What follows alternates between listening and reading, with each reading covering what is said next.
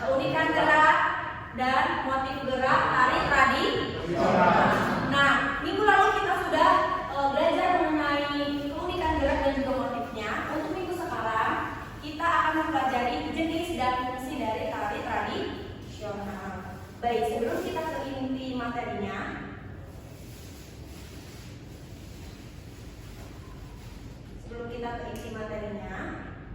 Ibu ingin bertanya kepada kalian, apakah kalian sebelumnya pernah menonton pertunjukan tari? Pernah? Di mana? Di Kaujon. Oh, di Kaujon. Di mana lagi? Pas nikahan, Ibu. Pas nikahan. Kemudian kalian pernah mengikuti misalnya kalau ujian tengah semester atau UAS, kakak tingkat kalian, kakak kelas kalian ada yang praktik tari, kalian pernah melihat? Pernah, Bu. Jadi kalian bisa dilihat di mana saja ya. Kemudian berapa jumlah penari yang kalian lihat pada saat itu? 5. Tergantung ya, ada yang 5, ada yang 2. Apakah kalian sendiri? Ada. Baik, sebelum ke materi, Ibu akan menjelaskan tujuan pembelajaran pada hari ini. Yang pertama, peserta didik dapat mengidentifikasi jenis penyajian tari tradisional. Yang kedua, yaitu peserta didik dapat mengidentifikasi fungsi tari tradisional. Baik, kita langsung ke jenis penyajian tari tradisi. Ada apa aja? Tari tunggal, berpasangan sama kelompok, Bu. Ada tari tunggal, ada tari berpasangan, dan yang terakhir yaitu tari berkelompok.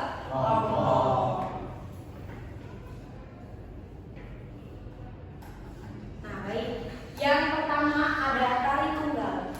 Tari tunggal adalah tarian yang hanya dimainkan atau dibawakan oleh seorang penari.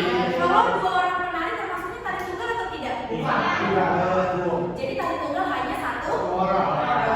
Nanti saja ya, kita sama-sama saksikan contoh dari tari tunggal.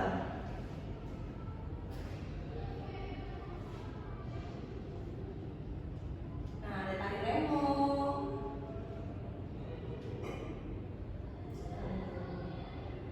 ada tari topeng pelana, dan yang terakhir yaitu ada tari kedian duduk dari Bali. Apakah kalian melihat ada 2 atau 3 orang? Tidak. Hanya 1 penari. Kenapa tari tersebut dinamakan dengan tari tunggal? Kemudian yang kedua ada tari berpasangan. Kalau tari berpasangan itu tarian yang dibawakan oleh 2 orang. Kalau 3 tari berpasangan bukan? Kalau 1? Bukan. Jadi harus 2 orang penari. Boleh laki-laki sama laki-laki, boleh laki-laki sama perempuan, atau perempuan dengan perempuan. Adapun contohnya yaitu ada di tari Karansi dari Jawa Tengah.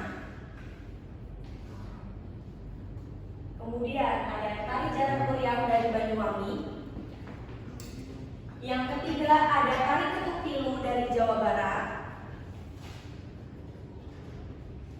Ada tari Selampang 12 dari Sumatera Utara. Itu tadi contoh-contoh dari tari berpasangan. Baik, setelah itu kita akan membahas tentang tari berkelompok. Nah, tari berkelompok adalah tari yang dibawakan lebih dari 2 orang. Jadi bisa 3, bisa 4, dan seterusnya. Kalau misalnya 10 boleh nggak? Boleh dong. Yang penting lebih dari 2 orang. Adapun contohnya sama-sama kita bisa saksikan. Nah, yang pertama adalah tari Renggong Manis dari Betawi. Yang kedua adalah tari Tortor dari Sumatera Utara. Bisa kalian lihat apakah di situ ada 1 orang penari? Lebih dari 2 penari. Maka dari itu kenapa dinamakan tari berkelompok. Nah, itu ada 3 orang, tari Gabiong dari Jawa. Nah, dari pengertian atau contoh-contoh dari jenis tari tersebut, apa ada yang ditanyakan? Cukup paham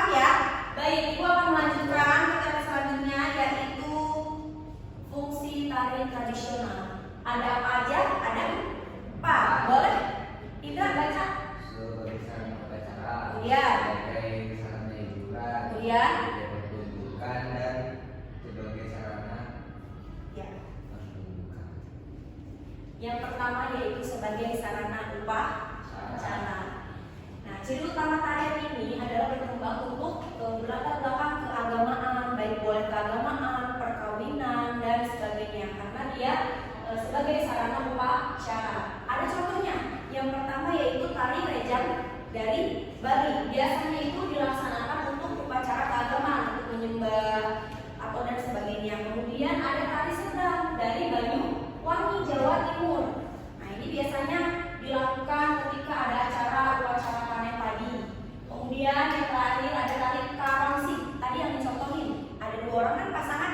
Nah, itu termasuknya ke dalam untuk upacara perkawinan. Biasanya ada di upacara-upacara perkawinan seperti itu. Kemudian yang kedua ada sarana hiburan. Coba boleh dibaca Naida.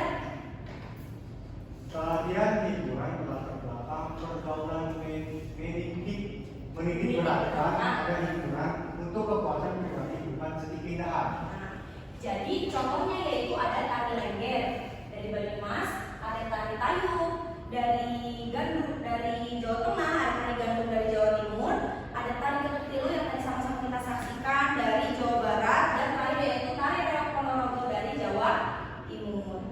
Selain sebagai sarana upacara dan juga sarana hiburan, tari juga berfungsi sebagai sarana pertunjukan. Nah, bisa kita sama-sama baca. Nah, dipertontonkan untuk melakukan penggarapan yang mantap, mempertimbangkan nilai-nilai artistik sehingga penikmat atau penonton dapat menoleh pengalaman estetis dari hasil pengamatannya. Contohnya ada tari gambiong tadi sudah sama-sama kita saksikan, kemudian ada tari piring, tari golek, dan tari remong. Nah, yang terakhir sebagai sarana pendidikan. Biasanya itu untuk pendidikan ketika kita seorang guru ataupun mengajarkan ke anak PG PAUD, PGSD dan sebagainya ya. Jadi mengajarkan FLS 2N, misalnya di sini ada yang pernah berpengalaman mengikuti FLS 2N ketika SD? Tidak. Ya, misalnya ya itu bisa juga sebagai sarana pendidikan. Baik, apakah dari materi jenis dan fungsi tari apa ada yang ditanyakan? Cukup? Enggak, tinggal rambut dong. Baik, di sini Bu ada tugasnya kelompok ya. Bu, dia mau dari pasangan nggak yang berdua, Bu? Dia udah pasangan. Nanti minggu lusa, minggu depannya lagi kita akan mencoba mempraktikkan tari tradisional ya, boleh secara tunggal, berpasangan maupun berkelompok. Baik, di sini Bu ada tugas. Bareng-bareng. Kita ada tugas. Ibu ada LKPD. Nah, di sini nanti kalian tentukan jenis dan fungsi tarinya, ya. Kalian tentukan jenis dan fungsi tarinya, ada 5 tarian. Kemudian setelah itu dipresentasikan ke depan. Silahkan dibagi kelompoknya jadi 3 ya. Aida dengan Aldi, Cecil dengan Pak Farid dengan Farid.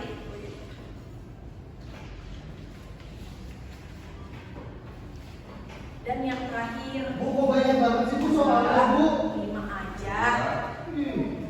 Silakan kalian diskusikan, kemudian nanti kalian presentasi. Di situ aku tidak.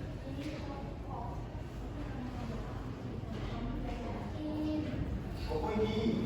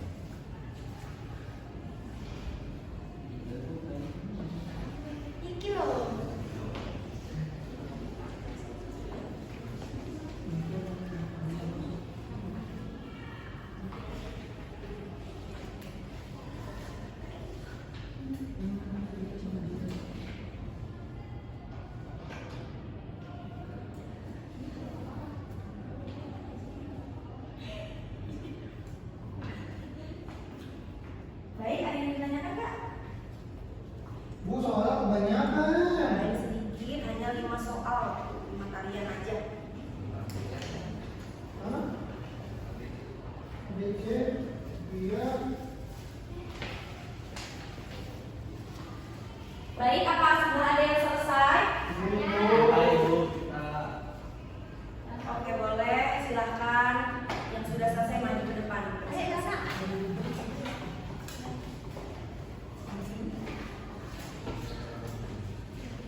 Ayo perhatikan yang lainnya. Temennya sedang ada di depan, jadi mohon diperhatikan. Assalamualaikum warahmatullahi wabarakatuh. Kami dari kelompok 1 ingin menyampaikan hasil diskusi kami mengenai jenis penyajian dan fungsi tari tradisional. Ada saya dan teman saya. Soal yang pertama, apa jenis penyajian tari tradisi di samping? Soalnya tari ketuk pilu Jawa Barat. Jawabannya tari berpasangan. 2. Apa fungsi tari tradisional sebagai sarana hiburan? Soal yang kedua, Ada tari rejang dari Bali. Pertanyaannya yang pertama, apa jenis penyajian tari tradisional di samping? Tari berkelompok. Yang kedua, apa fungsi tari tradisional di samping sebagai sarana upacara keagamaan? Sekian dan terima kasih. Itulah hasil diskusi kelompok kami. Kurang lebihnya mohon maaf. Assalamualaikum warahmatullahi wabarakatuh. Waalaikumsalam. Beri tepuk tangan dong untuk kelompok 1 Cecil dan Fani. Silakan boleh duduk di bangkunya kembali. Baik, tadi kita sudah sama-sama menyaksikan dan mendengarkan tentang teori dari fungsi dan juga jenis penyajian tari. Dari tadi yang sudah Ibu sampaikan, apakah ada yang bisa menyimpulkan pelajaran hari ini mengenai apa saja? Boleh diangkat tangannya. Oh silakan Dwi, boleh apa aja tadi, belajar apa saja? Hari ini tadi kita belajar jenis tari. Jenis tari ada 3. Yang pertama tari tunggal. Kalau tari tunggal itu cuma ada 1 orang penari. Penari ya. Ya, terus ada tari berpasangan.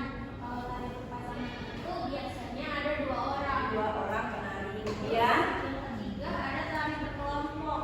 Kalau dari tari kelompok itu lebih dari 2 orang. lebih dari 2 orang. Itu ya. Apa ada lagi? Fungsi tari. Oh ya, fungsi tari sebagai apa? Ya, Sarana upacara, kemudian sarana hiburan, kemudian pertunjukan dan yang terakhir pendidikan. Baik, itu tadi ya kesimpulan materi kita hari ini.